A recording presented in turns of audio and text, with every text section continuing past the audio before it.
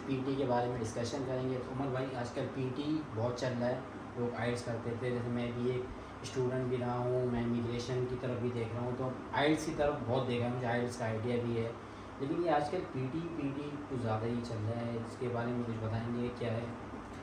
देखें, सबसे पहले तो पीटीई और आइल्स में कोई डिफरेंस ऐसे नहीं है, दोनों इंग्लिश के एग्ज़ाम हैं जो कि आपकी जो स्किल्स हैं कि इंग्लिश किस लेवल पे आपने सीखी है बचपन से लेके आज तक, उसको मेजर करते हैं कि how much you are proficient in English.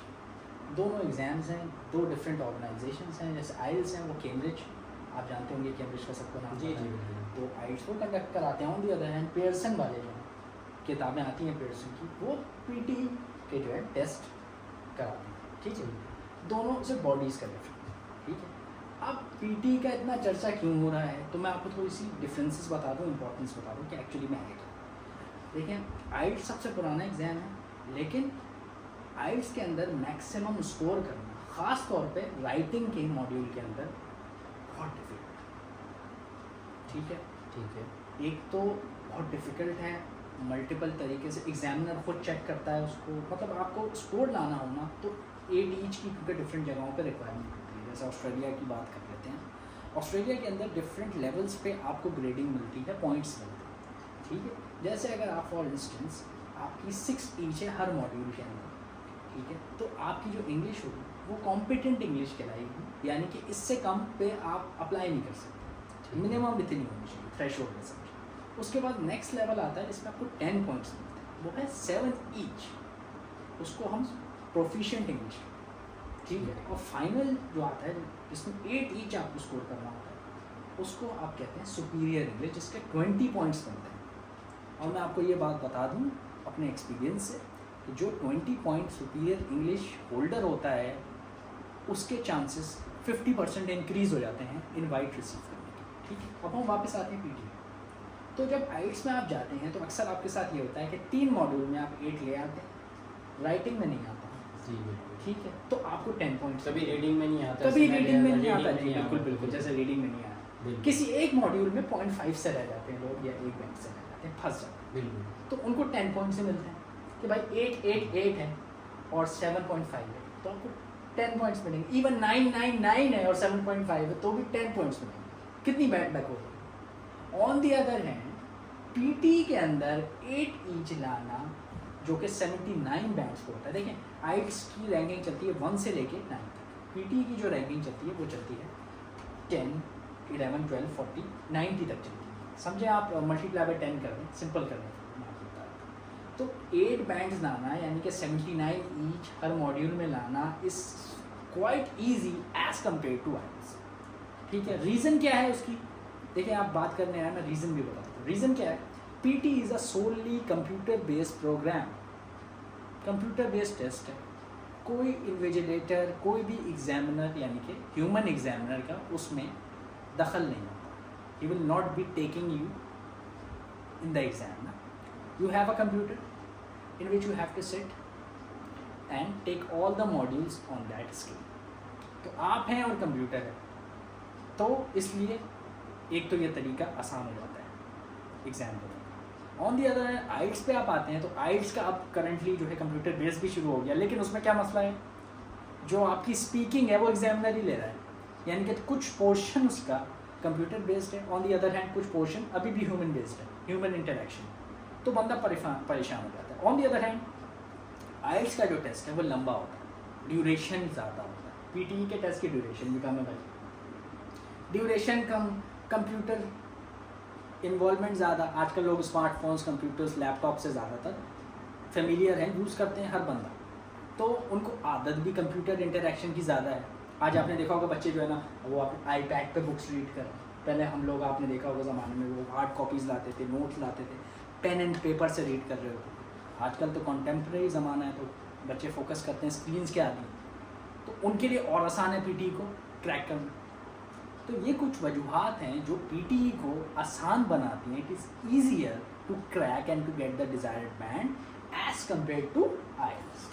तो ये मोटी मोटी चीज़ें। ठीक है, इसमें एक क्वेश्चन मेरे पास बहुत आता है, बहुत व्यूअर्स हैं हमारे, वो पूछते हैं हमारे के कि भाई मुझे कनाडा भी जाना है, ऑस्ट्रेलिया भी, मुझे तो नहीं पता मेरा ऑस्ट्रेलिया होगा, कनाडा होगा, न्यूजीलैंड होगा, अब मैं ऑस्ट्रेलिया के लिए पीटी कर लूँ, फिर कनाडा के लिए मैं आइल्स करूँ, तो आइल्स चूँकि दोनों में ज़्यादा इन्फॉर्मेशन है, ज़्यादा लोगों के पास लोग ही पूछते हैं कि आइल्स तो दोनों जगह चल जाता है, लेकिन पीटी फिर मुझे पीटी वहाँ नहीं चलता कनाडा में, उसका क्या है?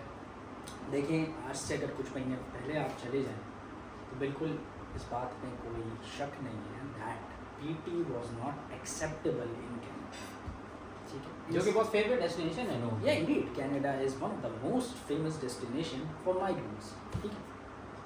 सिर्फ स्टूडेंट वीज़ा के लिए उन्होंने पीटी एकेडमिक के कुछ मॉड्यूल एक्सेप्ट किए थे, लेकिन अभी रिसेंटली पीटी कोर का एग्ज़ाम लॉन्च हो गया।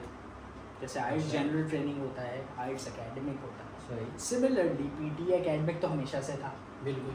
पीटी कोर के नाम से एक और प्रोग्राम लॉन्च कर दिया पियर्सन ने, ठीक है, to facilitate the people who wants to pursue Canada for immigration.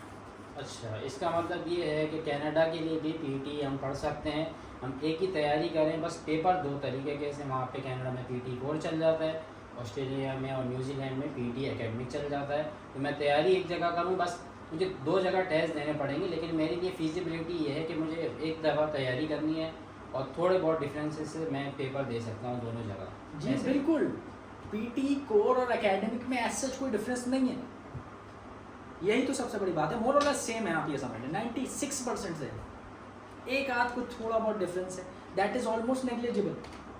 तो फिर पीटी की तैयारी करें, सेम वही कंप्यूटर है, मिलते जुलते मॉड्यूल्स हैं। आइल्स में ये नहीं है, IELTS is different, IELTS general training and IELTS academic it's quite different. On the other hand PT core and PT academic are similar.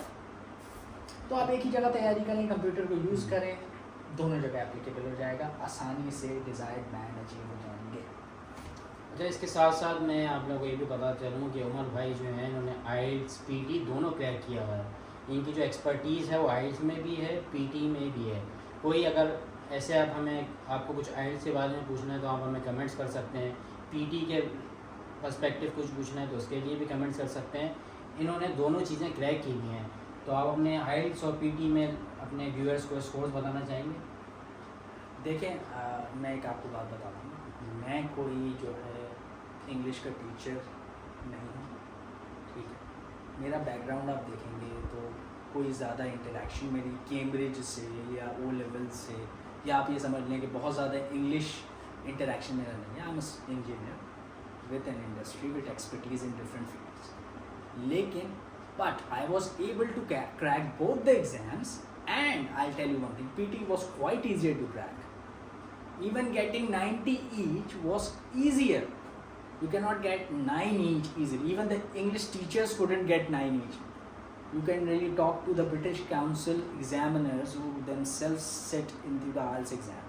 वो नहीं ला पाते सब में 9, कहीं ना कहीं कम हो जाता है, ठीक है। तो जब मैं कर सकता हूँ, I am not an English speaking native or nor I have a degree in English language, but still I was able to crack, तो आप भी कर सकते हैं। और मैं आपको ये बताऊँ कि मल्टीपल चांस पीटी जो है इस नॉट एन इंग्लिश एग्ज़ाम, ठीक है, हम आगे सीरीज़ में पीटी को डिटेल से भी कवर करेंगे इंशाल्लाह।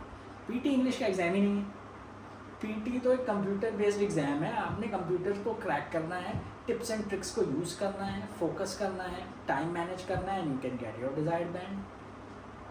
अच्छा, एक क्वेश्चन हमारे पास और भी आता है, कुछ हमारे ऐसे व्यूअर्स होते हैं जो कि उनको फॉर एग्जांपल जैसे ऑस्ट्रेलिया में सुपीरियर इंग्लिश के लिए 8 वीक्स आइल्स चाहिए होता है हमारे, तो कुछ ऐसे भी व्यूअर्स होते हैं कि 7 ईच आ गए, किसी में एक 8 आ गया, अब वो अचीव नहीं कर पा रहे हैं अपना स्कोर, जैसे 8 ईच चाहिए उनको, तो वो उनको बोलते हैं कि आप पीटी पढ़ें, तो वो कहते हैं कि मैंने इतनी प्रिपरेशन कर ली है आइल्स की, so I think it would be more easy for me to do IELTS rather than learning a complete PT again. इसके बारे में आप क्या बोलते हैं?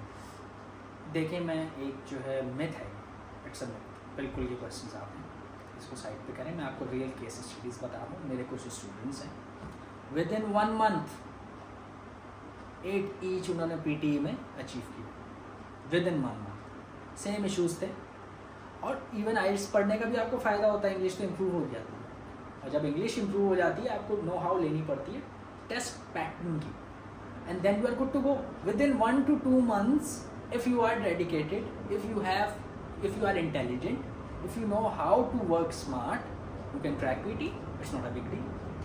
अच्छा, तो मैं एक और चीज़ कहता हूँ कि हम लोग जो मेजॉरिटी लोग हैं हमारे, वो कोई O लेवल्स या A लेवल्स के बैकग्राउंड का नहीं होता। तो मैंने ये देखा है और लोगों से इनपुट भी लिया हुआ है, तो जो A लेवल्स O लेवल्स किए हुए होते हैं उनके लिए आइल्स कंपैरेटिवली थोड़ा इजी होता है। तो मैं अगर O लेवल्स या A लेवल्स के बैकग्राउंड में नहीं हूँ, मैंने मैट्रिक इंटर सिस्टम पढ़ा हुआ है और किसी यूनिवर्सिटी में पढ़ा हुआ है, तो मेरे लिए क्या इजी होगा या तब भी A लेवल्स O लेवल्स वाले को ज़्यादा आसानी होगी PT लेने में? देखिए एक बात तो सिंपल सी, अगर किसी की इंग्लिश बहुत अच्छी है, मैं आपको एक क्लियर बात PT से रिलेटेड, मेरी इंग्लिश फॉर एग्जांपल बहुत अच्छी है, I have an A level background, I am good English speaking person, but I don't know how to crack the exam, तो मेरे शायद नहीं आएंगे PT के।